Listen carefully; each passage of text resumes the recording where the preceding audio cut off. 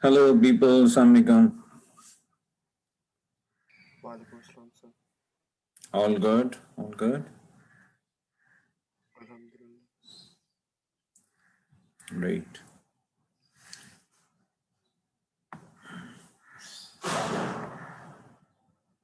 So, when are you people going to have your exam? Sir, probably on Monday. I believe the schedule is out on the notice board on the KEET website. Yes, sir. It is. Please verify it. I guess it is on Tuesday around 3 p.m. But please do verify and let me know whether am I correct or not. Okay.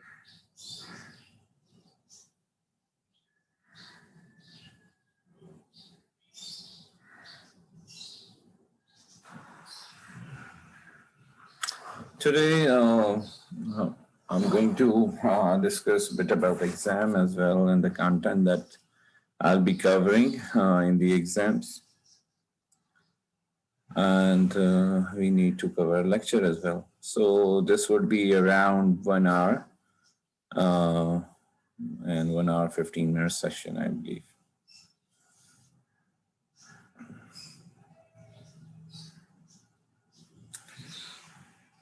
Okay, let's do a bit of recap. My screen is visible to you people? Yes, sir. Okay. Yes, sir. Have we done till here, right?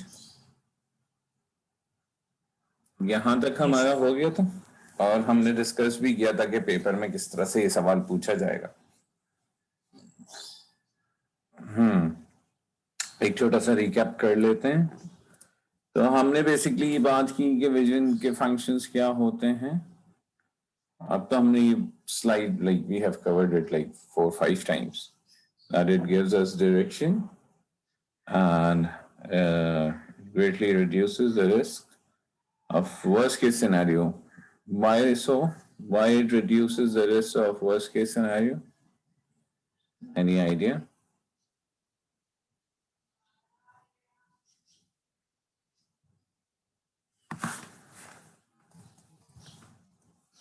Why, when the people have vision, they tend to follow it closely. ठीक है जी. And once we follow it closely, So once we follow it closely, we avoid the great dangers we will face in our path. all right. Yes. And once we are following it, तो maximum क्या हो सकता है? Maximum ये हो सकता है कि भाई वहां तक नहीं पहुंचेंगे जहां तक पहुंचना चाह रहे हैं, ठीक है, लेकिन बहरहाल कहीं ना कहीं तो पहुंच ही जाएंगे. So that's the reason.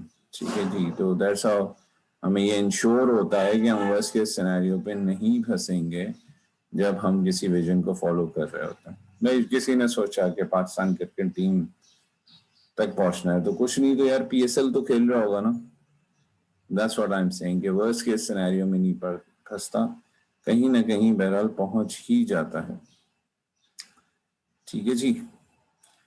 अच्छा, आप लोगों ने लेक्चर रिकॉर्डिंग्स वगैरह तो देख रहे हैं ना आप लोग उस पे गूगल क्लासरूम पे, और वहीं पे मैं आपको वो देने जाऊंगा. पेपर भी आपका वहीं पे अपलोड होगा. ओके. बस नॉट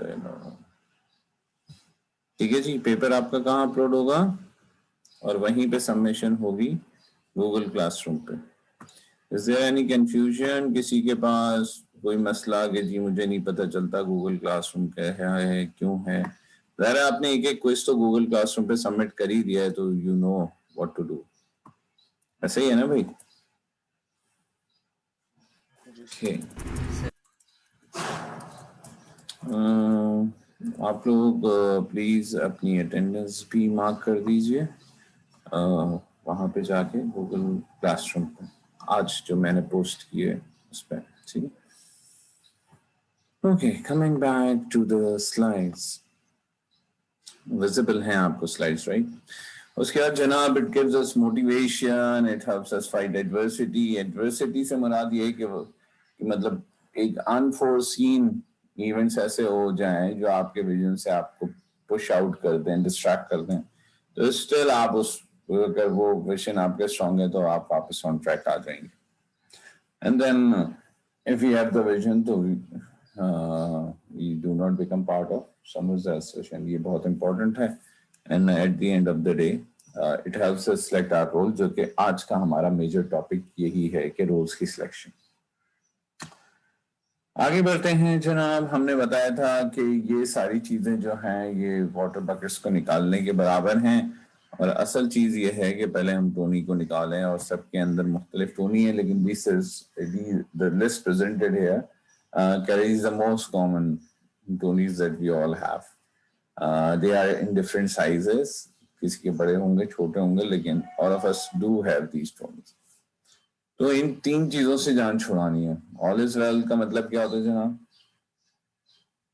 ऑल इज वेल की एक्सप्लेनेशन ये है कि जनाब हम जिस जगह भी पहुंच गए हम ये समझें कि यही we were destined for it. तो ऐसा बिल्कुल नहीं है. इट्स इन आवर हैंड कि हम अपनी सी कोशिश कर रहे हैं, we give our best effort, और उसके बाद we hope that the results will come in our favour. और इसी बात पे हम अगर ये मान लें कि जी हम कोई मेहनत ना करें, we are able to reach to some place, तो ऐसा नहीं है, और this is not the way things work. ठीक है जी. तो इसलिए इसको हम नहीं मानते. we'll cross the bridge when the bridge would come. Again कि अगर प्रिपरेशन नहीं है तो you will never be able to cross the bridge when the bridge would come. और हम पिछली क्लास में ये भी स्टैब्लिश कर चुके थे, हमने आपसे दी की एग्जांपल भी ली थी कि luck is only when preparations meets the opportunity. ठीक है. So अगर वो उस वक्त प्रिपेयर ना होते जिस वक्त उन्हें अपॉर्चुनिटी मिली, तो वो कभी भी लकी नहीं हम उन्हें कह सकते थे. Moving on. It's all over. It's all over means कि आप अपने नेगेटिव सिंड्रोम से, नेगेटिव लेबल से बाहर आ जाएं, और there is always the light at the end of the tunnel. There is always something to cherish. There is always a possibility to turn the tables, and we should focus that. ठीक है जी. तो ऐसा नहीं है कि अगर आज तक जिंदगी में कुछ नहीं किया है तो आगे भी नहीं होगा, या अपनी सलाहियतों से इतना बिलीफ खत्म हो गया या इतना लो सेल्फ इस्टीम हो गया कि यकीन हो चला कि हमसे कुछ भी नहीं हो पाएगा. तो ये इंतहाई गलत है.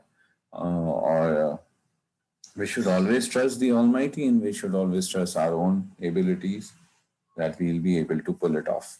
ठीक है जी. ये होगा भाई हमारे इश्यूज. इसके बाद हमने गुफ्तगू की थी कि भाई 9 कैरेक्टरिस्टिक्स हैं विजन की, और विजन की कैरेक्टरिस्टिक्स पे हम किसी भी गिवन विजन स्टेटमेंट को क्या कर सकते हैं? इवैल्यूएट कर सकते हैं, और उस इवैल्यूएशन की मुताबिक, उस इवैल्यूएशन की बेस पे हम जो हैं वो क्या कर सकेंगे? हम उस इवैल्यूएशन की बेस पे we'll be able to judge and see whether the person is actually making sense or not. ठीक है जी. यानी कि वो जो विजन है वो एक्चुअली विजन है, या वो बस शेख चिल्ली का ख्याली प्लाव है, या वो सिर्फ लफाजी है, वो उसमें सिर्फ बातें हैं, एंड नो एक्चुअल जैसे कहना चाहिए कि उसके अंदर वो एसेंस नहीं है. ठीक है जी. तो इस पे हमारी गुफ्तगू हुई है और हम काफी हद तक गुफ्तगू कर चुके हैं. अब इस पे हम कुछ एग्जांपल्स आज देखेंगे, और उसके बाद give me couple of minutes and then we'll see few examples to that.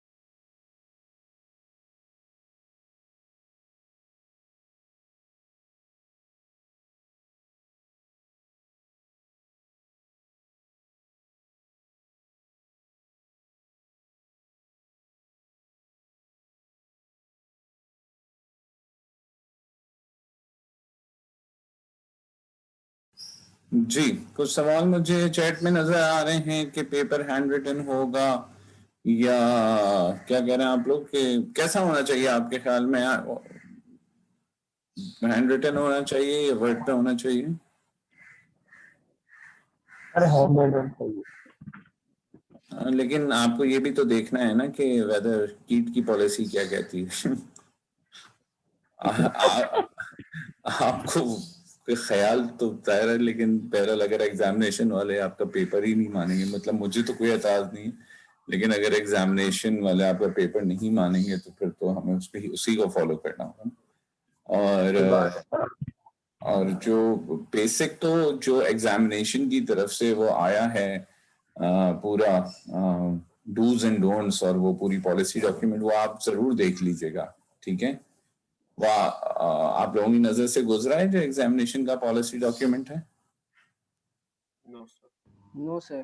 अच्छा, तो मेरे ख्याल से ये वहीं पे आपको मिल जाएगा, जो नोटिस बोर्ड है ना जहाँ पे आपके स्केड्यूल रखे हुए हैं, वहीं पे ही आपको मिल जाएगा, ठीक है? तो उसको जरा सा देख लें और इसमें पूरी तफसीलात लिखी हुई हैं, ठीक है? पेपर लेंथ क्या होगी और यूं यूं ये सब बातें हम करेंगे अभी, ठीक है? लेक्चर के बाद we will have all the share. मैं आपको वो शेयर कहीं करा सकूं जो एग्जामिनेशन का आप जरा देखें। मुझे 1 मिनट दीजिए, I'll be joining back, okay? जी श्योर।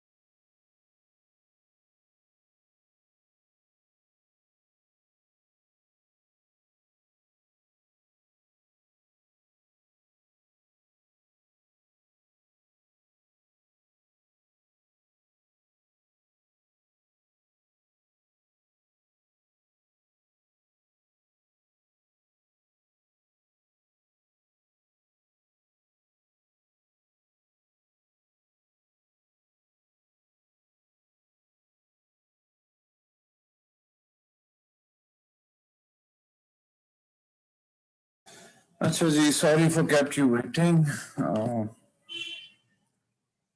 वापस आ जाते हैं हम, ठीक है जी। एग्जाम से मुतालिक जो क्यूरीज हैं उसको हम कब हैंडल कर रहे होंगे? लेक्चर के बाद हैंडल कर रहे होंगे, तो जस्ट स्टे इन टच। और अपनी अटेंडेंस जरूर मार्क कर लीजिए। अच्छा जी, then we are moving on. हमारी जो 9 कैरेक्टर्स 6 है उनको हम रिवाइज कर रहे हैं। नंबर 1 इज अटेनेबिलिटी, यानी कि जो आपकी मौजूदा रिसोर्सेज हैं उनसे जो भी आपने विजन बनाया उसके अटेन करने की क्या प्रोबेबिलिटी। हमने क्या एग्जांपल दी थी, हमने ये कहा था कि अगर आज आप विजन बनाएं कि आपको नेक्स्ट माइकल जॉर्डन या कोई भी वर्ल्ड रिनॉन एथलीट बनना है, तो ये विजन अटेनेबल नहीं होगा क्योंकि इस एज से एथलीट बनने का जो सफर है वो शायद मुमकिन ना हो। लेकिन अगर आप ये बोलेंगे I be next prime minister of Pakistan, तो ये बिल्कुल अटेनेबल नजर आता। ल्यूसिडिटी ये है कि आपके जो विजन है उसका मेन आइडिया कितना क्लियर है। जैसे कि हमने एलन मस्क की बात की थी कि अगर वो कहता है रॉकेट बेस्ड एयर ट्रैवल, तो इट इज वेरी क्लियर, है ना। कंक्रीटनेस इज दैट कि आपके विजन के अंदर कितने क्वांटिफाइबल ऑब्जेक्टिव्स हैं, यानी कि आप अपने विजन को कितने हिस्सों में ब्रेक कर सकते हैं और उनमें से हर हिस्सा ऐसा हो कि जिसके मुतालिक ये तय किया जा सके कि आपने वो अचीव किया या नहीं किया।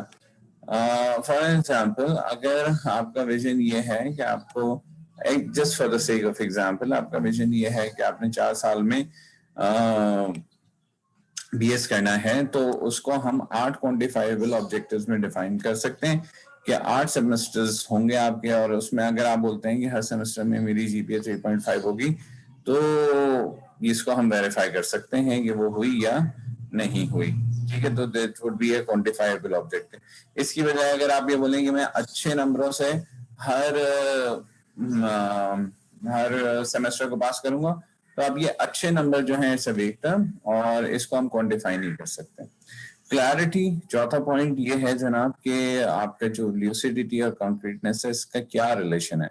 फॉर एन एग्जांपल, अगर आप 30, 35, 40 इयर्स विजन की बात करें, तो it's such a long vision जिसमें ये मुल्क बन गया था। यानी कि अगर आप ये देखें कि इस मुल्क का कंसीव होना और इस मुल्क के एक्चुअली बनने में it's not more than 40 years thing. तो बिल्कुल इसी तरह मतलब एनीथिंग इज पॉसिबल। लेकिन होता यह है कि जितना लॉन्ग टर्म विजन होगा उसकी ल्यूसिडिटी तो हाई होगी लेकिन कंक्रीटनेस लो होगी। लेकिन जितना शॉर्ट टर्म विजन होगा 5 साल 10 साल वाला, तो उसमें कंक्रीटनेस हाई होगी और ल्यूसिडिटी लो होगी। ठीक है जी, ये बात हमने पहले भी की थी। इन 4 पॉइंट्स के बाद जो हमारे अगले 5 पॉइंट्स हैं वो क्या हैं कि it must be complexity. Complexity ये है कि जनाब आपका जो विजन है, एक चीज है कि वो क्लियर हो आइडिया, यहाँ वो बात नहीं हो रही। यहाँ ये बात हो रही है कि overall thing of your vision is it complex और उसका सिंपल। मिसाल के तौर पे रॉकेट बेस्ड एयर ट्रैवल की क्लैरिटी में तो हम पूरे नंबर देंगे, लेकिन कॉम्प्लेक्सिटी तो बहुत ही हाई है। मतलब it involves from aerodynamics to aerospace to avionics to aeronautical engineering to electrical engineering to mechanical engineering to metallurgy to fuel studies and to design to information systems and whatnot. So it would be a highly complex system that Elon Musk is talking about. इसके मुनासिबत में अगर आप ये कहते हैं कि जनाब मैं एक ऐसा बिजनेस एम्पायर खड़ा करूंगा जो रिटेल बिजनेस किया करेगा और वो ऐसी चीजें भेजेगा और सारी दुनिया में मेरे 20 स्टोर होंगे, तो it is a much simpler concept as compared to rocket based air travel. इसके बाद जनाब 6 पॉइंट है स्केल। स्केल पे हमने बात ये की थी कि हमारा जो विजन हो वो it should be beyond of any geographical boundary and it should be beyond of time. यानी कि जियोग्राफिकल बाउंड्री से बियॉन्ड होने का मतलब क्या है कि उस विजन को सहारा डेजर्ट में बैठा हुआ एक शख्स भी बना सके अपना विजन, और जो शख्स नॉर्थ पोल में इग्लू में बैठा हुआ है वो भी बना सके, और जो अमेज़न के जंगल में बैठा है वो भी बना सके, जो मिलान की फैशन इंडस्ट्री में बैठा है वो भी बना सके, जो सिलिकॉन वैली में बैठा हुआ है वो भी बना सके, और हम भी बना सकें, है ना। तो इस विजन ऐसा होना चाहिए which should be sort of independent of the geography and time as well. Time की एग्जांपल क्या होगी कि हमसे 1000 साल पहले वाला आने वाला इंसान भी बना सके वो विजन, और 1000 साल के बाद जो शख्स आने वाला है वो भी वो विजन बना सके। क्लैरिटी है अभी, समझ आ रही है बात? Yes sir. अच्छा जी, इससे आगे बढ़ते हैं तो 3 और चीजें हैं हमारी, इन चीजों को अच्छे से सुन लें because there is a definite question coming in the paper. Okay, मेरे को समझ आ रही है? जी ठीक सर। है। यस और सर। अच्छा जी, अब हमारे पास आ रही है नोबिलिटी, फिर लॉफ्टीनेस और करेक्टनेस। आवाज आ रही है आपको एक पीछे मेरे? जी sir. Yes sir. Yes sir आ रही ये मैंने बहुत दिनों बाद ये आवाज सुनी, मुझे नहीं पता था कि यहाँ पे ये गुब्बारे है। वाला आ रहा बचपन है। का ज्ञान ताजा हुआ है। हाँ नहीं, अरे ये इस कुछ वक्त बन हम रहा है लोग, ये हमारे बेचने वाले हैं सर। यार ये तो वाकई, ये मेरे बच्चों को भी नहीं पता होगा ये गलत वक्त पे आ रही है, तो इस वक्त तो सारे बच्चे स्कूल होते हैं। सर आपके सीवीयू पे बैठ के ले रहे हैं ना? हाँ, सीवीयू पे ऐसे आते हैं हमारे वाले। अच्छा, इस बीन अ वाइल सीवीयू पे बैठे हुए भी इस वक्त सुबह के 10 बजे। चले, नोबिलिटी, लॉफ्टीनेस एंड करेक्टनेस। नोबिलिटी, क्या हमारे विजन से एक्चुअली दुनिया के लोगों की जिंदगियों में क्या फर्क पड़ रहा है। ठीक है जी। और मतलब एक ऐसा आइडिया कि दुनिया के तमाम लोगों को पानी मुयस्सर आ जाए, एक ऐसा आइडिया कि दुनिया के तमाम लोगों को क्लीन एयर मिल जाए, तो उसका बहुत बड़ा इम्पैक्ट होगा ना, सारी दुनिया के लोग पे इम्पैक्ट आ जाएगा। और rocket based air travel of course बहुत एक कम तरह के लोगों को हेल्प करेगा, ऐसे ही है ना बात? तो नोबिलिटी ये है कि आपकी आपके आइडिया से कितने लोगों की जिंदगी में इफेक्ट आएगा। अच्छा जी, 8 और 9, लॉफ्टीनेस एंड करेक्टनेस। लॉफ्टीनेस इज कि भाई जो कॉस्ट चाहिए उस विजन को फुलफिल करने के लिए आप क्या वो कॉस्ट पे करने को तैयार हैं, यानी कि आप तैयार हैं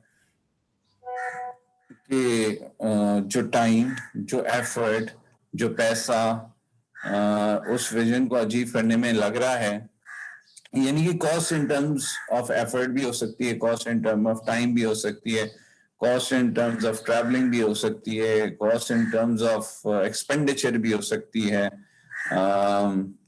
कॉस्ट इन टर्म्स ऑफ बेइज्जती भी हो सकती है कि आप कोई ऐसा काम करने से जो लोग बहुत आपको बहुत डिग्रेड करना शुरू कर दें उसके लिए।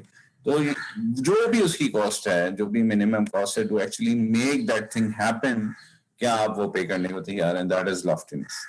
और आखिरी चीज है जी करेक्टनेस, इस पे भी हमने बहुत तफसीली बात की थी कि बैंक का डाका डालना तो हमने सही करार दे दिया था ना। तो अब ये ना, यानी कि करेक्टनेस इज व्हाट, कि हमारी साउंड आइडियोलॉजी उसको बैक करे या ना करे।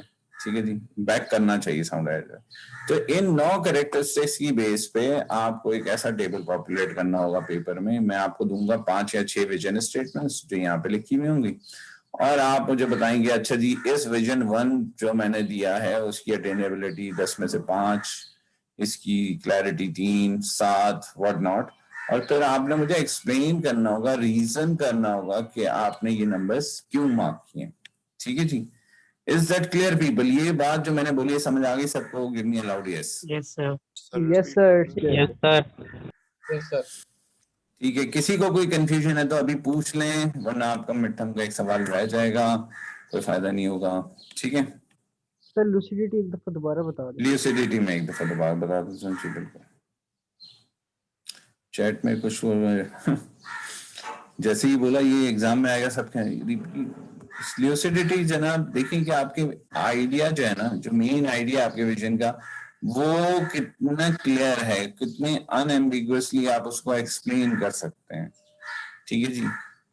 अब जो मेरा पीएचडी है ना, मेरा पीएचडी का जो टॉपिक है वो ये कहता है कि डेस्कटॉप ग्रिड्स के अंदर हम एक बेहतर स्केजुलिंग करा हमने थ्रू मशीन लर्निंग। ठीक है, अब कोई मुझसे पूछे कि ये कितना ल्यूसिड है, तो मैं आप कैसे समझा पाऊं एक नॉन टेक्निकल आदमी को। जैसे कि अगर मैंने यही अपना टाइटल किसी हद तक आपको बता दिया, वो कुछ ऐसा था कि resource allocation in a typical desktop grid environment using machine learning techniques, तो अब ये it's not lucid at all, मतलब इसे अनएम्बिगुअस है ना, इसमें इतनी सारी ऐसी टर्म्स हैं जो दैट रिक्वायर्स एक्सप्लेनेशन। लेकिन अगर मैं इसी बात को बोलूं इन एन एम्बिगुअस टर्म तो मुझे क्या बोलना चाहिए, फिर मैं उसकी टेक्निकल डिटेल्स में नहीं जाऊंगा। मैं सीधी बात ये करूं कि जनाब हमारी मशीन किस तरह अपनी प्रोसेसर और मेमोरी को बेहतर इस्तेमाल कर सकती है जब वो किसी लार्जर सिस्टम का पार्ट बने। तो शायद ये पहले वाले जुमले से किसी हद तक बेहतर हो गया। Have I made myself clear, people? बात समझ में आ रही? Yes sir, yes. Yes, sir. Thank you. ठीक है जी, ठीक है। तो ये आप सवाल कर लेंगे ना। आप चाहे तो ऐसा टेबल नहीं बनाइएगा, आप पहले विजन स्टेटमेंट लिखिएगा, फिर आप ये मार्किंग कीजिएगा, अटेनेबिलिटी इतनी, उसका रीजन लिख दें, क्लैरिटी इतनी, उसका रीजन लिख दें, ल्यूसिडिटी इतनी, उसका रीजन लिख दें, और ऐसा आप करते चलें। You can do that as well.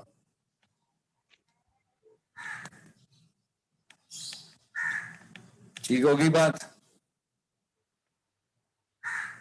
Hello people. Yes sir, yes sir. Sir.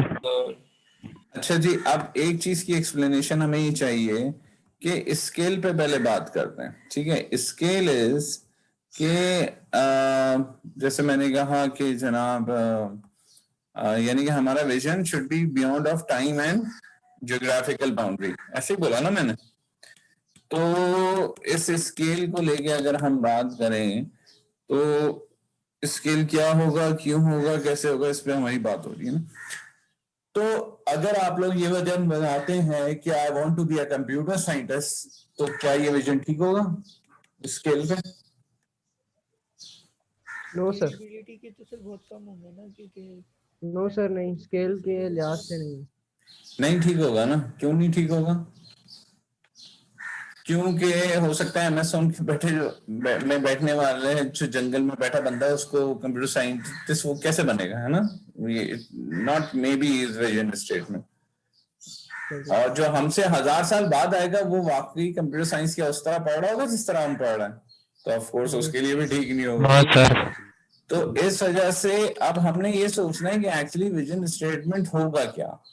मतलब इस जो कुछ हम सोचते थे एज ए विजन, मैं जैसे सोचता था पीएचडी कर लूंगा, पोस्ट जॉब कर लूंगा, एक बिजनेस खोल लूंगा, अच्छी जॉब कर रहा हूँ, एक घर बना लूं, और भाई ये सब चीजें तो स्केल पे उड़ जाएंगी ना। ये सब चीजें नोबिलिटी पे उड़ जाएंगी।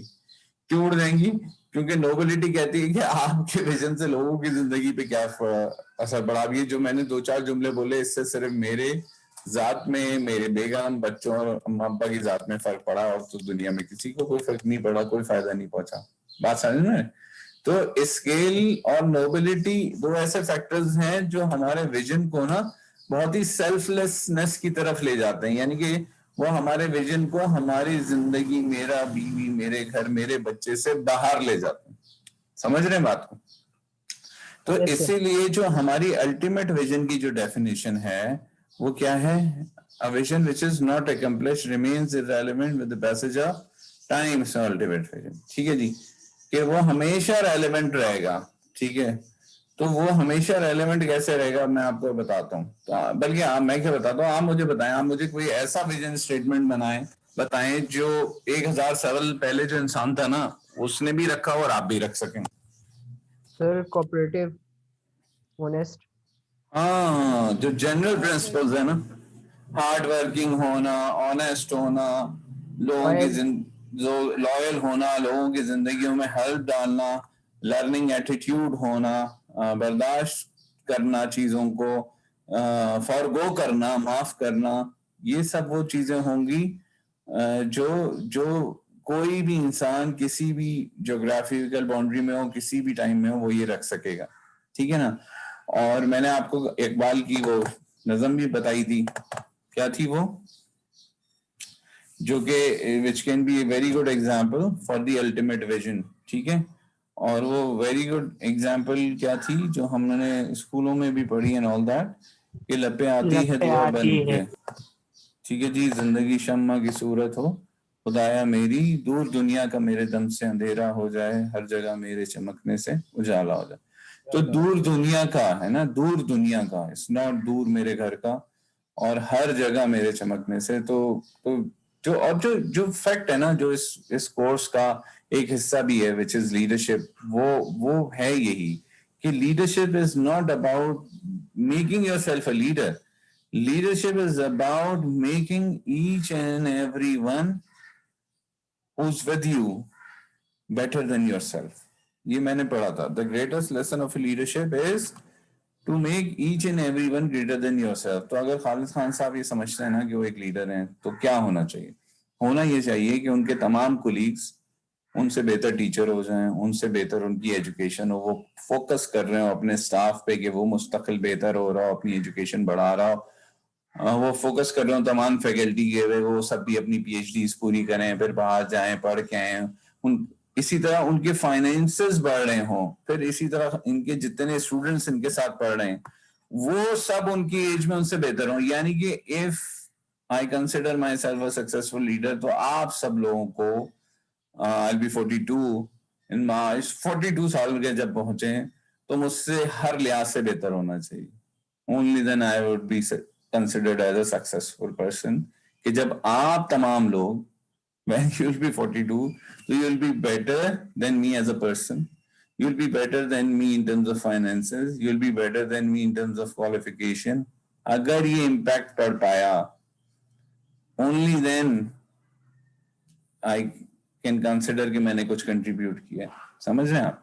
तो अल्टीमेट विजन है ये कि आप अपने से अपने जात से बालातर होके सोचें. यहाँ तक बात क्लियर हो गई भाई? Yes sir. अब हम जाते हैं, एक पॉइंट हमने छोड़ के गए हुए थे, it helps us select some of our roles, है ना. अब हम उन रोल्स की बात कर रहे हैं. देखिए जी, दो तरह के रोल्स हैं जो जिंदगी में हम मुख्तलिफ रोल्स में जिंदगी गुजार रहे हैं.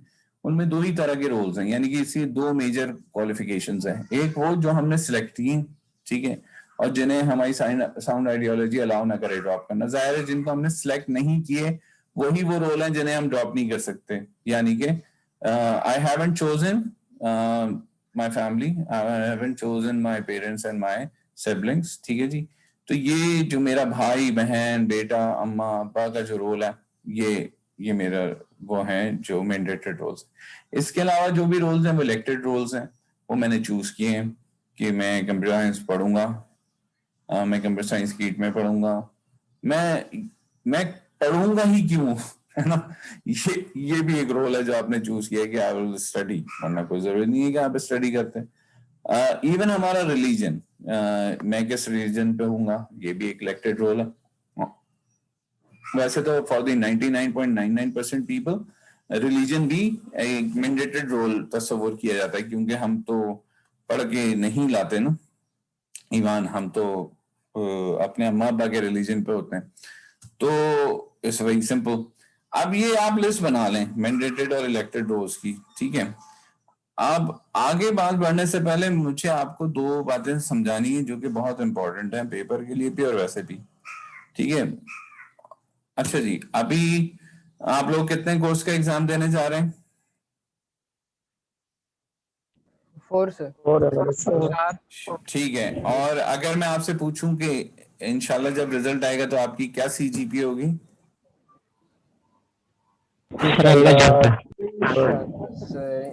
आपके ख्याल में? अबाउट 3.5 इंशाल्लाह.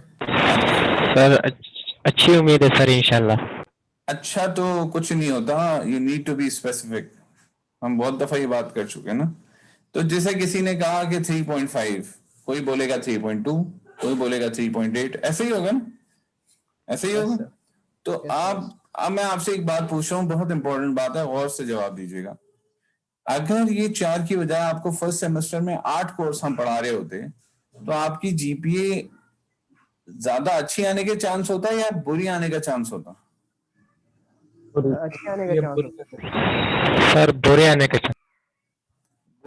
का चांस होता. क्यों बुरे आने का चांस होता है? क्योंकि जो आपके पास गिवन टाइम है, सपोज कीजिए आप रोज दिन में 8 घंटे या 6 घंटे पढ़ते हैं, तो अगर आपने 4 कोर्स पढ़ने हैं तो आप रोज 1.5 घंटा हर कोर्स को देते हैं.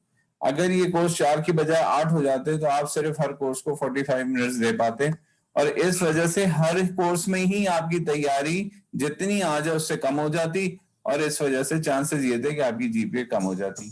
क्या ये बात सब एग्री कर रहे हैं? Yes sir. लेकिन सर अगर 8 सब्जेक्ट हो उसके साथ टाइम ड्यूरेशन टाइम टेबल भी उसी तरह से मैनेज होगा ना. नहीं, टाइम तो हमारे पास लिमिटेड है, दुनिया में तमाम लोगों के पास एक लिमिटेड टाइम है। अगर मैं ये मान लूं कि आप 24 घंटे पढ़ते हैं, 24 घंटे और आप पूरे 24 घंटे पढ़ते हैं, तो भी आप एक कोर्स को 6 घंटे दे रहे हैं रोज के, ऐसा ही है? जी सर। और अगर अब ये 8 कोर्स हो जाएं तो आप हर कोर्स को 3 घंटे दे पाएंगे, ऐसा ही होगा? Exactly sir. तो जितना आप 6 घंटे में सीख रहे थे उससे आधा सीखेंगे 3 घंटे में। Yes sir. तो इस वजह से ऐसा हो ही नहीं सकता कि हमारे टास्क बढ़े और हम उन सब में अच्छे हो रहे हो। जो नेचुरल चीज है वो ये है कि अच्छा कुछ केसेस में शायद हो जाए, लेकिन for 99.999% people it would be कि जितने टास्क बढ़ेंगे उतनी उनकी परफॉर्मेंस इफेक्ट करेगी। ये बात समझ में आती? Yes sir. Yes sir. अब दूसरी बात समझिए कि अगर आपकी ये डिग्री 40 कोर्स पे आपको मिलनी है, ठीक है, और आपके 39 कोर्स में ए आ गया, 39 कोर्स में ए आ गया और एक कोर्स में एफ लग गया, तो क्या आपको डिग्री मिलेगी? No sir. नहीं, नहीं मिलेगी। क्यों नहीं मिलेगी? क्योंकि कंप्लीशन नहीं हुई। आप ऐसा नहीं कह सकते कि जनाब मैंने 39 कोर्स में ए लिए, कीट की तारीख में ऐसा कभी नहीं हुआ, तो मेरा एक कोर्स आप छोड़ दें। तो कीट के रजिस्ट्रार ऑफिस आपसे कहेगा कि जी आप 39 कोर्स में ए लेने की बजाय पूरे 40 कोर्स में सी ले लेते तो हम आपको डिग्री दे देते। ऐसा ही होगा? Yes sir. Yes sir. तो इसका मतलब क्या हुआ कि एक मिनिमम परफॉर्मेंस लेवल से ऊपर रहना है हर कोर्स में आपने, और कीट का मिनिमम परफॉर्मेंस लेवल है 60% मार्क्स। ऐसा ही है? Yes sir. इन दोनों बातों को जहन में रखते हुए जो अब मैं अगले 2 मिनट की गुफ्तगू कर रहा हूं उसको पकड़ लें। देखिए जी, जिस तरह हमारे पास मैंडेटेड और इलेक्टेड रोल्स हैं, ये बिल्कुल ऐसे ही हैं जिस तरह हमारे कोर्सेज हैं। मैंडेटेड रोल्स को हम छोड़ नहीं सकते, तो वो तो वहीं के वहीं रहेंगे। अब हमारे हाथ में है कि हम कितने इलेक्टेड रोल्स बढ़ाएं। जितने इलेक्टेड रोल्स हम बढ़ाते जाएंगे, हमारी ओवरऑल परफॉर्मेंस हर रोल में डाउन होती जाएगी। यानी कि जितने दोस्त बढ़ते जाएंगे, भाई और अब्बा से बात करने का टाइम, अम्मा से बात करने का टाइम उतना कम होता जाएगा। तो सवाल ये होगा, तो क्या सारे इलेक्टेड रोल छोड़ दें? बिल्कुल भी नहीं। आप वो इतने इलेक्टेड रोल अपने पास रखें जिनसे आप उन तमाम रोल्स में, यानी कि all mandated plus few elected selected roles जिन्हें आपने इलेक्ट किया हो, इतने रखें कि आप उन तमाम रोल्स में क्या कर सकें? मिनिमम परफॉर्मेंस लेवल अचीव कर सकें। ठीक हो गई बात? Yes sir. अब ये अब सवाल ये होना चाहिए कि जनाब मिनिमम ये इसका मतलब क्या होगा कि मिनिमम कौन से इलेक्टेड रोल्स रखूं?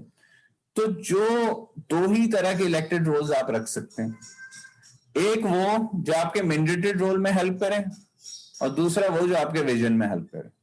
इसके अलावा ये फ्रेमवर्क अलाउ आपको नहीं करता कि आप किसी तीसरी तरह का इलेक्टेड रोल रख सकें। अब दोस्त लेट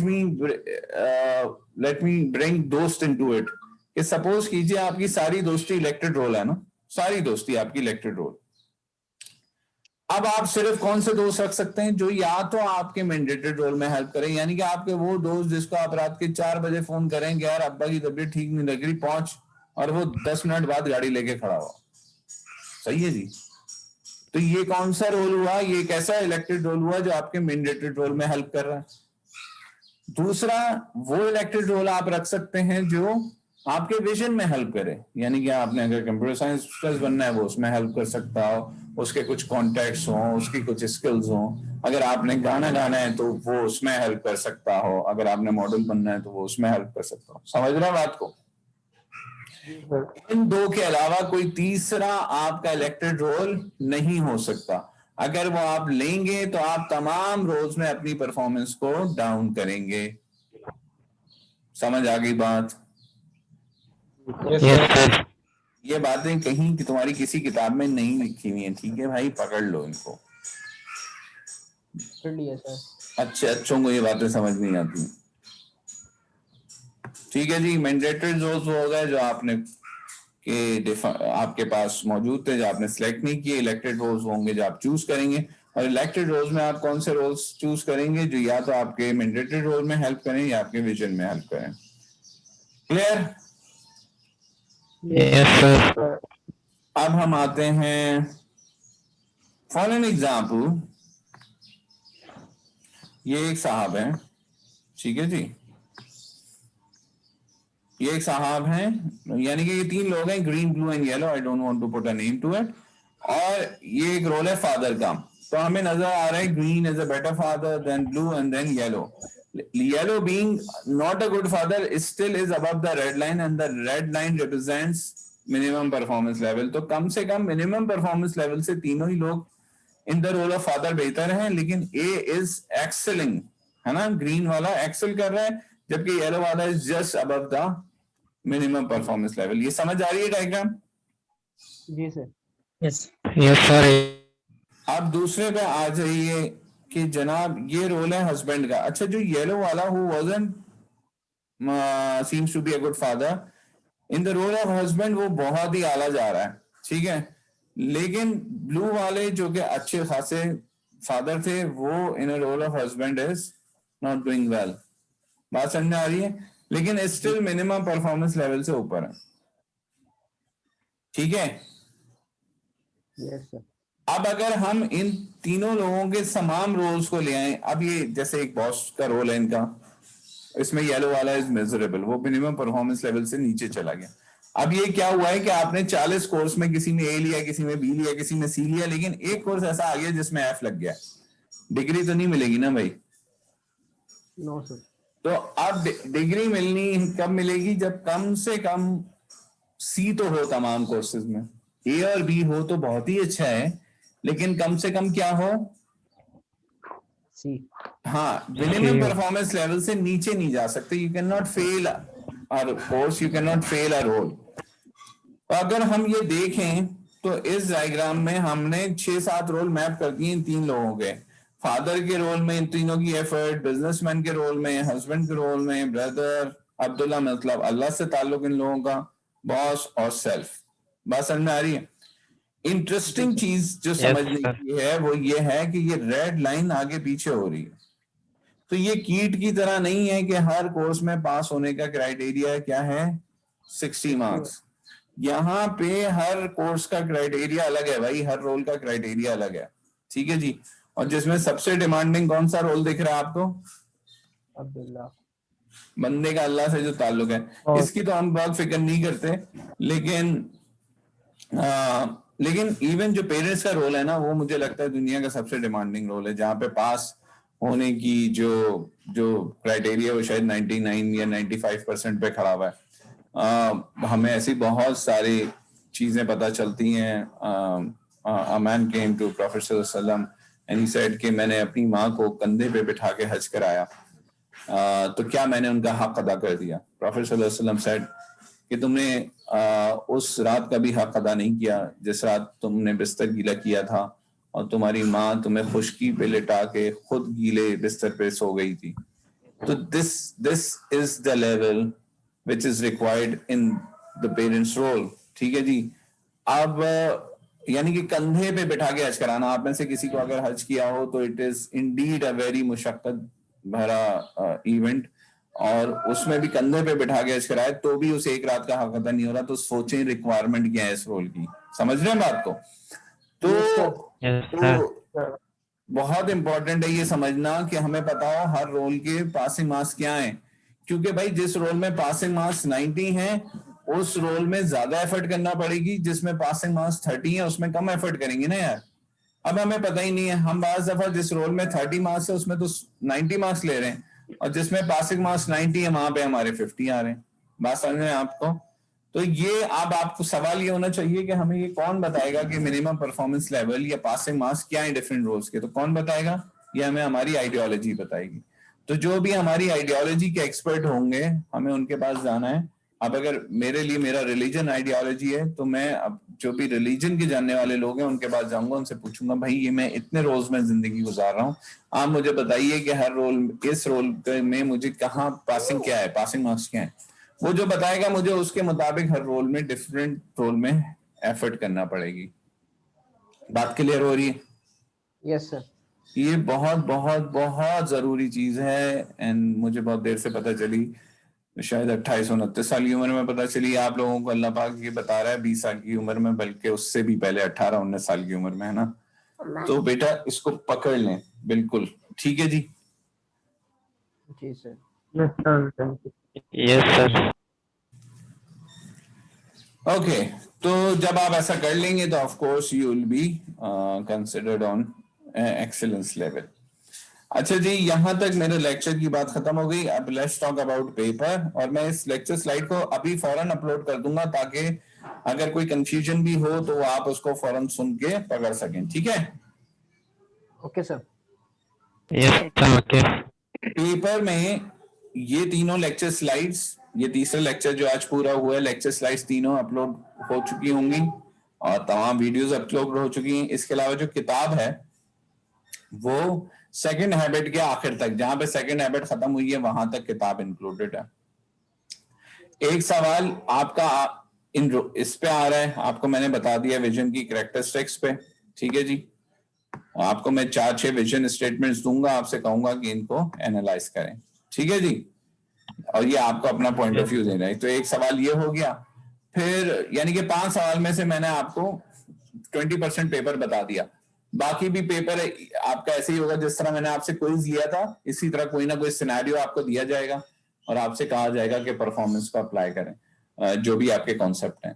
इस बात को समझने की बहुत ज्यादा जरूरत है कि आपने बिल्कुल इससे ओपन बुक क्विज, ठीक है, open internet, open book, open everything, तो आप इत्मीनान से सब कुछ देख सकते हैं, कंप्लीटली अलाउ है। जो चीज मेरी तरफ से आपको अलाउ नहीं है वो ओपन डिस्कशन नहीं है ये क्विज। तो कोशिश कीजिएगा आपस में बातचीत ना करें, ठीक है जी, और उसको इत्मीनान से कर लें। ओपन इंटरनेट है, हर चीज आपके पास मौजूद है। जी जनाब कहिए। मिड टर्म ये के जो लिए कैमरे वाले कैरेक्टरिस्टिक्स का ऑफ विजन समझ है, में नहीं आया था कि कैमरे का क्या mid term. One by one कर लीजिए प्लीज। सर वो कैमरे का इन्होंने कहा था कैमरा ऑन पर रखना होगा। जो टीचर कह रहे हैं कैमरा ऑन रखने का रखें, वैसे तो एग्जामिनेशन का वो कहाँ है? एग्जामिनेशन का की जो पॉलिसी आई है वो मैं देखना पड़ेगी, उसमें क्या लिखा हुआ है वही पॉलिसी सब टीचर को अप्लाई करना पड़ेगी। लेकिन सर आप बता दिएगा सर। मैंने क्या बताना? ठीक है का कैमरे का के मतलब अलाउ है या नहीं? नहीं वो तो नहीं, तो वो कैमरा पहले से ठीक कराएं। आपको नहीं पता कि एग्जाम में कैमरा खोलना है? बता दिया गया 1 हफ्ता पहले। नो सर, अभी कंप्यूटर में सिर्फ कैमरा कहाँ से आएगा? कैमरा खरीद के लगा लीजिए हजरत, वरना आपका पेपर एक्सेप्ट नहीं होगा। क्या कैसी बातें कर रहे हो यार? मेरे 3 बच्चे, एक दूसरी में पढ़ता है, एक 7वीं में, एक ओ लेवल्स में, इन सबको अपने कैमरे खोलने होते हैं। अगर पॉलिसी ने ये कह दिया है कि कैमरा ऑन है और आपसे टीचर आपको कह रहा है कैमरा ऑन करने का, तो आपको करना पड़ेगा।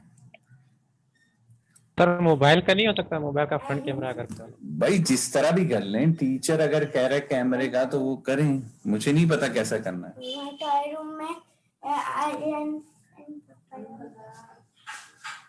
Anju, I am taking class. जी कोई और सवाल? No sir. वैसे डॉक्यूमेंट देखा है आप में से किसी ने? ये आपको किसने बताया कि कैमरा चाहिए? सर ये आपने कहा आई थिंक। सर सज्जाद ने कहा हुआ है कि कैमरा रखें। क्या कर लें? सर सज्जाद ने भी कहा हुआ है, सर सज्जाद ने कहा हुआ है कि कैमरा सामने रख के पेपर करें। हाँ, तो अगर किसी ने कहा हुआ है तो उसका तो कुछ नहीं मैं कर सकता भाई। अगर किसी ने कहा हुआ है मेरा सर, अगर किसी टीचर ने नहीं कहा तो ऑन नहीं करेंगे? नहीं, वो टीचर से आप पूछ लेंगे ना। फॉर एन एग्जाम्पल, मैं नहीं चाहता कि आप कोई कैमरा ऑन करें, ठीक है? I personally don't need it, क्योंकि मेरा पेपर ऐसा है कि जिसमें अगर आपने वो पेपर आपको कहीं लिखा हुआ नहीं मिलेगा। I will not be asking any definition. तो अगर उस हर सवाल में अपना पर्सनल पॉइंट ऑफ व्यू लिखना है, अगर वो पॉइंट ऑफ व्यू मैच करेगा मैं दोनों को 0 करूंगा, मुझे कोई जरूरत ही नहीं है कैमरे की। भाई ऐसा तो अगर मैं आपसे पूछूं 2+2 क्या होता है और आपने लिखा 4 और आपके दोस्त ने भी लिखा 4, तो मैं इसको गलत नहीं कह सकता ना। चाहे आप लोगों ने चीट करके लिखा हो, मैं गलत कह सकता हूं? नहीं सर। नहीं हाँ कह सर। सकता। लेकिन अगर मैं आपसे ये पूछ रहा हूं कि जनाब आप जब अपने घर से निकलते हैं और कीट तक पहुंचते हैं तो आपको क्या क्या चीजें नजर आती हैं? तो उसमें लामाला ऐसा नहीं हो सकता कि आपको और आपके दोस्त को एक जैसी चीजें नजर आती हो। वो भी तो लिखे ट्रक गाड़ी या गड्ढा गाड़ी, और ये भी लिखे ट्रक हाँ गड्ढा हाँ गाड़ी। जी अब हो आपको गया ये काम सर। अब आपको ये दिख रहा होगा ना, किसी और को कुछ और दिख रहा होगा। नहीं सर, वो नहीं सर देखता आप चैट देख ले सर। जी चैट फरमाइए। आप चैट में क्यों पूछ रहे हैं? वैसे ही पूछ लें जो पूछ रहे हैं। या अल्लाह। सर कुछ पर्सनल होगा सर। सर वैसे सेक्शन चेंज कर सकते हैं मतलब के बाद, अगर हम करना चाहें। आपके 0 लग जाएंगे, ज्यादा साहब कुछ भी नहीं हो सकता। आप सिर्फ अपने टीचर को ईमेल कर सकते हैं और कुछ भी नहीं हो सकता। अच्छा जी, मैं आपको क्या मुझे चाहिए था, कीट की एग्जामिनेशन पॉलिसी चाहिए ना हमें? जी सर।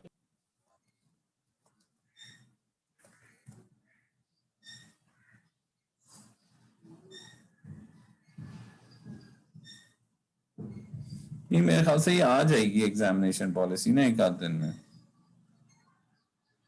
एक सेकंड मेरा, let me write an email. Attendance लगा दी है भाई सबने? जी सर। जी सर।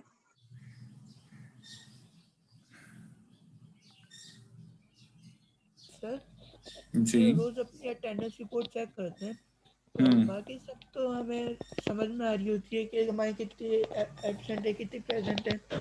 वीएलएम में तो एब्सेंट भी 0 होता है और प्रेजेंट भी 0 ही होता है। ठीक है।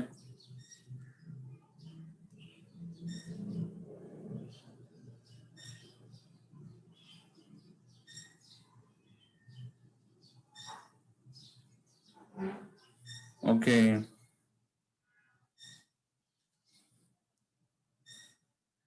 अटेंडेंस के हवाले से दोबारा कहिएगा कि अटेंडेंस आपको अपडेटेड नजर नहीं आ रही? Yes sir. ठीक है, वो मैंने आगे बात, किसी ने मुझे और ने भी ये बात बताई थी, मैंने उसे आगे बढ़ा दी है, तो वो लोग कह रहे हैं कि they'll do it। सर मेरा एक सवाल है सर। जी प्लीज कहिए।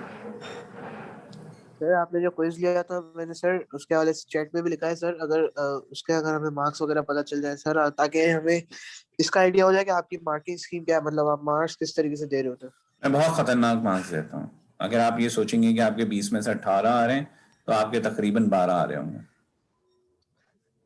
सर इसी आइडिया के लिए मैं डिस्कस कर रहा हूँ सर। ना करें सर, ना करें। ये तो ये सवाल इसने ऐसा क्यों पूछा? इससे ये तो पूछो, मुझसे पूछो ऐसा ना करें, सर इनसे पहले पूछे कि ये क्या पहले कर रहे हैं। सेमेस्टर से आप डरा रहे हैं। सर आपके एक पुराने स्टूडेंट ने बताया आप बहुत खतरनाक मार्किंग करते हैं। यार ये तो कोई मुझे डिफेम करने की साजिश है। मुझे तो लगता है मैं बहुत अच्छी मार्किंग करता हूँ।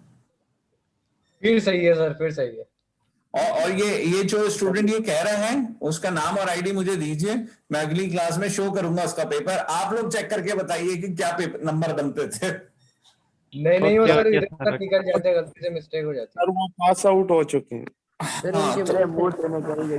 नहीं, पास आउट तो बिल्कुल हो जाएंगे और अच्छे ही अल्फाज में 100% याद रखते होंगे। लेकिन इस जस्ट दैट के मैं भी अभी ना मेरे एग्जाम्स हो रहे हैं। ओके, मेरे 2 पेपर हो चुके हैं, आज मेरा तीसरा पेपर है, 3 पेपर मेरा और बाकी हैं, फाइनल पेपर्स टू मी। तो मुझे भी हर वक्त ऐसे ही लगता है कि मैंने बहुत अच्छा पेपर किया। तो जब नंबर आते हैं तो उसमें अगर 50 आए हुए हैं तो मेरे तो बेगम बच्चे भी कहते हैं ये आप क्या कर रहे हैं, ये क्या एग्जाम्पल सेट हो रही है बच्चों के लिए, यू नो। तो मुझे तो ऐसे ही लगता है कि मैंने तो पूरे 100 नंबर का पेपर किया है। 90 दे दें भाई, 95 दे दें बस, और क्या है, चले 90 दे दें। लेकिन वो टीचर लोग दे रहे होते हैं 54 55। मैं क्या करूं?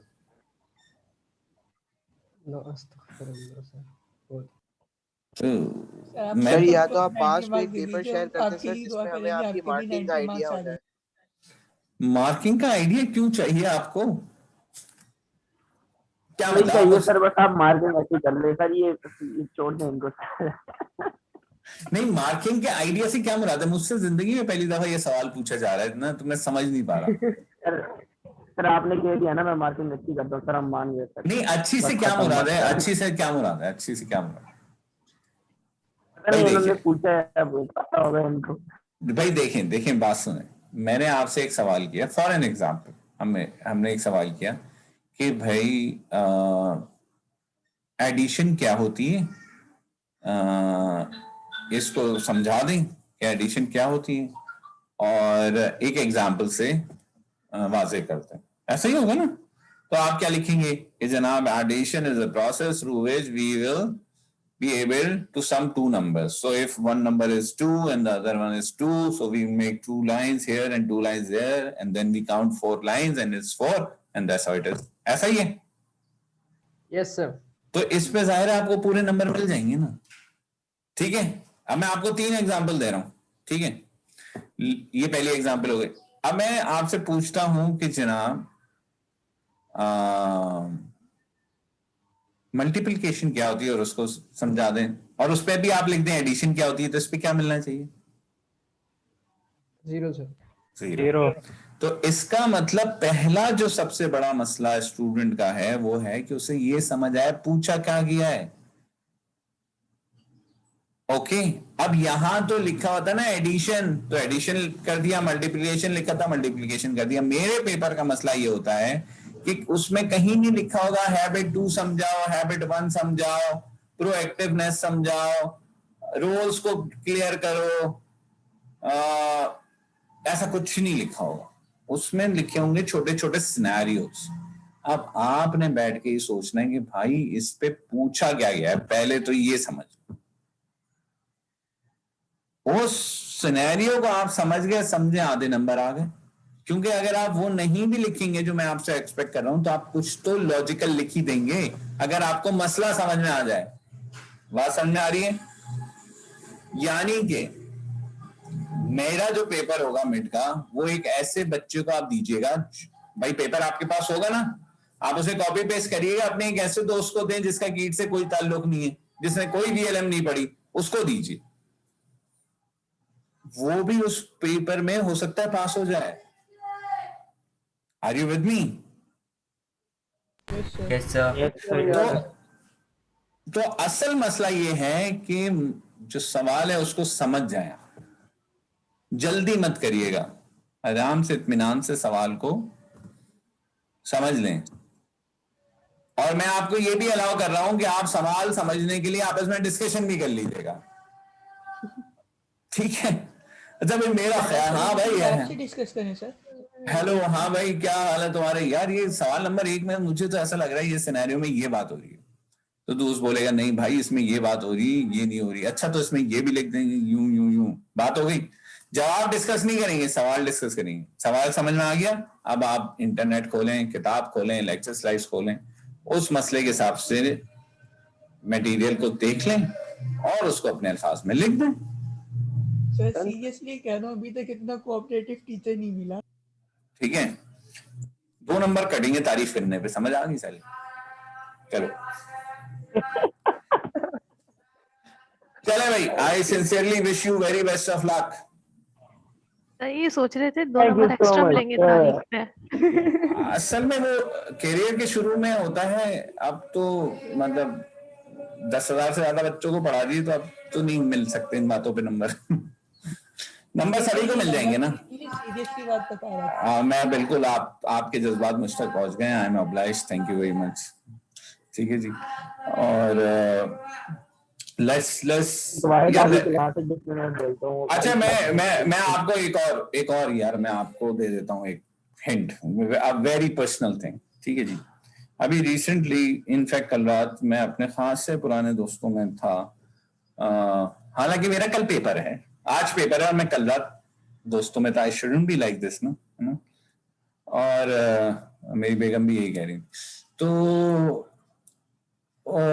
तो देवर आई वाज टेलिंग देम कि मैं दीन के हवाले से कुछ पढ़ रहा हूँ। तो वन ऑफ माय फ्रेंड्स, पता है क्या कहा उसने कहा देख भाई, तूने दुआ कर करके दुनियावी तालीम जितनी हासिल हो सकती है उतनी कर ली, जबकि हमें पता है पढ़ते लिखते तो तुम हो नहीं। तो सिर्फ दुआओं पे जब तुमने दुनियावी तालीम हासिल कर ली, तो दीनी तालीम में कौन रोक लेगा तुझे? बात समझ में आ रही है? तो भाई अपना हथियार अपनी मेहनत के साथ ना दुआ को जरूर बनाए, सही है।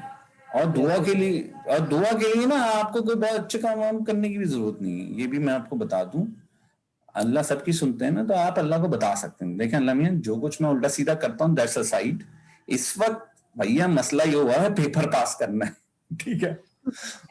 सही है। और ये देख लें जी, ये 2 रकत मैंने पढ़ दी आपके लिए, और बस अब बैठा हुआ हूँ कि बस कुछ कर दें, दैट्स इट। यस, यकीन से करो, no one can stop you. बस सर अब ऐसे ही करेंगे। ठीक है ना। हाँ, ये मेरा बिल्कुल भाई, दुनिया में यही पढ़ाई हो सकती है ना कि आप बैचलर्स करें, मास्टर्स करें, पीएचडी करें, पोस्ट डॉक करें। I did all that. In fact मेरे पास तो 3 डिफरेंट फील्ड्स के मास्टर्स हैं। ठीक है। तो जो ये बिल्कुल एक ऐसा आदमी आपको ये बता रहा है जिसे पता है कि वो पढ़ाई में अच्छा नहीं था और वो दुआओं पे चलता रहा, तो आप भी करें बिल्कुल, छप्पर फाड़ के मांगे, डोंट हेजिटेट। पता ये नहीं सोचे कि मैंने पढ़ाई नहीं आज तक, कैसे पास होऊंगा, ऐसा नहीं सोचने का। ऐसा करने का भाई मैं जितना पढ़ सकता हूँ पढ़ रहा हूँ, बाकी leave it to the almighty. सही है। यस सर, सही कहा, मोटिवेशन स्पीकर है सर। लेकिन भाई पढ़ लीजिएगा। ऐसा मत करिएगा कि खाना सामने रख के बैठे हुए अम्मा से कह रहे हैं अभी आप देखिएगा आपके बच्चा 2 रकत पढ़ के आया है, अब ये लुकमा उड़ते हुए मुंह में जाएगा। सर ये स्लाइड्स अपलोड कर देना पर ये वाली। हाँ, तो ये भी हो सकता है, लेकिन उसके लिए बहुत सारी मेहनत शायद चाहिए हो या ना हो सके, मुझे नहीं पता। लेकिन हमारी ऐसी इस्तेताद नहीं है, तो हम अपने से पूरी मेहनत करेंगे और फिर हम अल्लाह मियां को बताएंगे कि यार अल्लाह मियां हमने टूटा फूटा जो करना था कर लिया, बस अब आप देख लीजिए। सही है। चले, बेस्ट ऑफ लक पीपल। मैं मुझे कोई व्हाट्सएप पे बता दे जिस वक्त पेपर शुरू हो रहा हो, तो उस वक्त अगर कोई कंफ्यूजन होगा वैसे तो पेपर पे पता है क्या लिखा होगा, पेपर की पहली लाइन लिखी होगी understanding of the paper is part of the paper. ठीक है।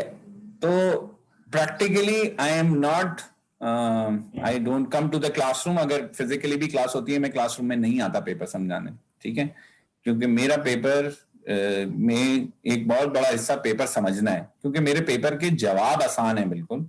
मेरे पेपर का मसला है सवाल को समझ के जवाब तक पे मैप कर लेना, तो जवाब बड़ा सीधा सा है। तो इसलिए understanding of the paper is part of the paper.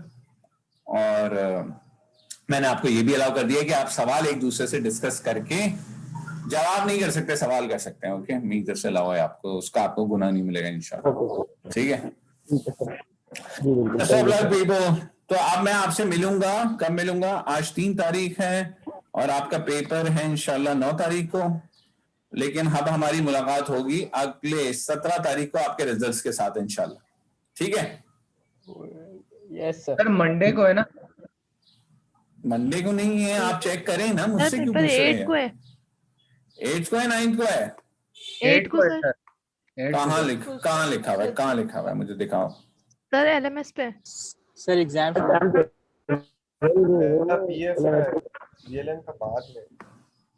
आपका पेपर 9 को है। बहुत ये जिन बच्चों को 8 का पता है, इन लोगों ने आज तक के स्केड्यूल भी नहीं देखा हुआ, क्या करेंगे इन लोग पेपरों में? सर 9 तारीख को ट्यूसडे को सेकंड स्लॉट में। हाँ जी, जो लोग मंडे कह रहे थे अब उनको क्या कहना है?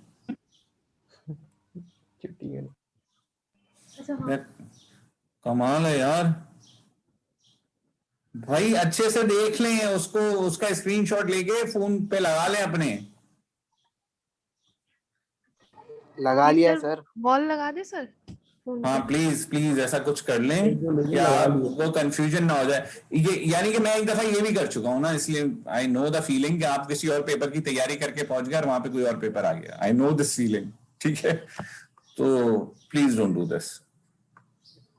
Take care everyone. नेट में जो है ना शेड्यूल खोल के बैठा हूँ, फिर अभी मैं दोबारा चेक करके बता दूँ। करें जल्दी से करें। बहुत सारे मैसेज क्यों आए हैं? सर पेपर हैंड रिटन है या वर्ड पे करना है? वर्ड पे करना है, उसके बाद पीडीएफ में सेव करके मुझे भेजना है। और क्या है मैसेज में? E2 के कोर्स का मैं कुछ नहीं कर सकता। 105910 और नोट 2 के अंदर प्रोग्रामिंग फंडामेंटल्स का पेपर होगा।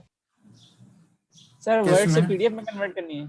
किसमें बेटे, आप बोलिए क्या कह रहे हैं आप अपना VLM का पेपर बताइए मुझे। यार आप लोग उस पे क्यों नहीं जा रहे? क्या कीट की वेबसाइट पे वो स्लॉट अवेलेबल नहीं है एग्जामिनेशन स्केड्यूल? सर है सर, वहाँ पे 9 ही लिखा हुआ है, 3 से ये बच्चे क्यों नहीं जा पा रहे वहां पे, मैं ये सोच रहा हूँ। सर 9 को पेपर है, 3 से 5। यार एक सेकंड ना भाई, मुझे तो अब ये परेशानी हो गई कि यहाँ पे कुछ बच्चों को यही नहीं पता चल रहा। रुक जो भाई, ये देखें भाई आप लोग जरा प्लीज स्क्रीन देख लें यार। 3 से 6 आ गया जी, स्क्रीन नजर आ रही है आपको कीट की वेबसाइट? Yes sir. ये क्या हो गया, ये क्या लिखा हुआ? अच्छा हाँ, ये आप लोगों को पता है ये 56 मिलियन कीट ने अर्न किए हैं अभी? नहीं सर, कैसे? देखिए ये HEC की मुख्तलिफ कॉल्स आई थी और बड़ी डिफिकल्ट कॉल्स थी, प्रोजेक्ट्स प्रपोज करने थे for the betterment of the country. तो उसमें बहुत ही फियर्स कंपटीशन होता है, उसमें अल्हम्दुलिल्लाह कीट के ये 5 प्रोजेक्ट्स जो हैं वो एक्सेप्ट हुए हैं। This is portable test kit for pathogen detection, national centre for AI की कॉल थी, 15 मिलियन का एक्सेप्ट हुआ proposal. Indigenous design of full flight motion, ये NCRA की कॉल थी, 15 मिलियन। और उसके बाद ये डॉक्टर अरसलान हैं, डॉक्टर बाकर हैं, deep learning based automated defect detection. आपका भी नाम है? जी, इस आज इसको भी अल्लाह ने थोड़ा सा काम करा लेता है अल्लाह मियां, सिर्फ दुआओं पे, मेरी कोई काबिलियत नहीं है। Many congratulation sir. और ये 14 मिलियन है हुसैन साहब का, तो ये अच्छा है अल्हम्दुलिल्लाह। चारों ये बहुत काबिल लोग हैं। ये अरसलान साहब जो हैं जनाब, ये मैं आपको बताऊं, ये यानी कि इनमें से ये जो मेरे अलावा 3 लोग हैं, इनमें से एक ऑक्सफोर्ड का PhD हैं, इसमें पर्डू के PhD हैं और बहुत बहुत काबिल लोग हैं। ठीक है, अच्छा जी, अब हम आ जाएंगे इस पे नोटिस बोर्ड पे। नोटिस बोर्ड कहाँ होता है? कॉलेज पे होता है ना? यस सर, 9 को है सर, देख लिया यार नहीं, ये बाकी सर बच्चों में LMS पे भी तो है ना? LMS को छोड़ दें यार, आप अपना यहाँ से देखें नोटिस बोर्ड। नोटिस बोर्ड पे मिड टर्म स्केड्यूल स्प्रिंग, ठीक है जी। किसका है? Main campus. कहाँ है भाई VLM? ये जी VLM आ गया, ट्यूसडे 3 से 6, ठीक है, दिख गया सबको? यस सर LMS पे 3 से 5 लिखा हुआ है। तो नहीं, पेपर 2 घंटे का होगा ना, लेकिन 1 घंटा सबमिशन टाइम का एक्स्ट्रा दिया जाता है। पेपर मैं बनाऊंगा 2 घंटे का। भाई किसी की लाइट चली जाए, सपोज करो लाइट चली गई, अब 1 घंटा इतना टाइम है, तुम रिक्शा पकड़ो, किसी के यहाँ जाओ और वहां पे कॉपी कर दो, मशीन उठा के ले जाओ रिश्तेदार के यहाँ, इसलिए दिया जाता है 1 घंटा। सही सर। अच्छा, ये तो मेन कैंपस का हो गया। अब ये सिटी कैंपस वाले, सिटी कैंपस, अच्छा ये तो सिटी कैंपस में तो कोई है नहीं। अच्छा, मेरा एक कोर्स उसका भी तो आ रहा है PhD वाला, वो कहाँ है? वो नहीं डाला उन्होंने। नहीं है, वो GSSC पे होगा। ठीक है, alright people, can we call it a day? Very best of luck. ठीक है, थैंक यू सर। राइट, अल्लाह हाफिज। अल्लाह हाफिज। अल्लाह हाफिज।